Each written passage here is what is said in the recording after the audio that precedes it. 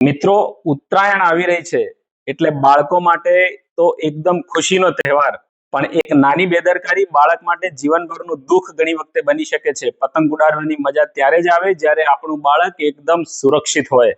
નાના બાળકો ઉત્તરાયણના ઉત્સાહમાં શું સલામત છે અને શું સલામત નથી એ બિલકુલ સમજી શકતા નથી, એટલે માતા પિતાની જવાબદારી ઘણી બધી વધી જાય છે. સૌથી પહેલા તો બાળકોને છત ઉપર એકલા પતંગ ઉડાવવા માટે ક્યારેય જવા દેવા નહીં. છત ઉપર જો રેલિંગ કે કઠેડો ન હોય અથવા તો છત ખુલ્લી હોય તો બિલકુલ નહીં. વીજળીના વાયરો નજીક પતંગ ઉડાડવી એ ખૂબ જ ખતરનાક બની શકે છે. ઘણી વખતે બાળકોને ક્યારેય તીક્ષ્ણ દોરી હાથમાં ન આપવી. આવી દોરીથી ઘણી વખતે હાથ અથવા આંગળીઓ કપાઈ શકે છે.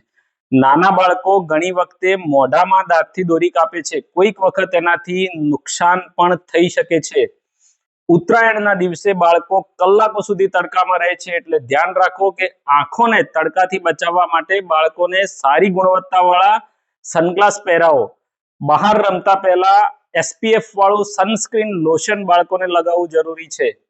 કપાયેલી પતંગ પાછળ દોડતા બાળકો ઘણી વખતે રોડ ઉપર નીકળી જાય છે, જેનાથી વાહનોથી અકસ્માત થવાનો ખતરો ઘણો રહે છે. બાળકોને વારંવાર ORS, પાણી કે બીજું ઘરેલું પ્રવાહી આપતા રહો, જેથી આવા ખતરનાક તડકામાં બાળકને ડિહાઇડ્રેશન થી બચાવી શકાય. ટૂંકમાં ઉત્તરાયણ એ ખુશીનો તહેવાર છે, જોખમનો બિલકુલ નહીં. થોડું ધ્યાન, થોડું માર્ગદર્શન અને થોડી જવાબદારી એ જ તમારા બાળકને અકસ્માતથી બચાવી શકે છે. માહિતી યોગ્ય લાગી હોય તો બીજા માતા પિતાઓને શેર કરો. અમારી ચેનલને સબસ્ક્રાઇબ અને ફોલો કરવાનું ભૂલતા નહીં. આભાર.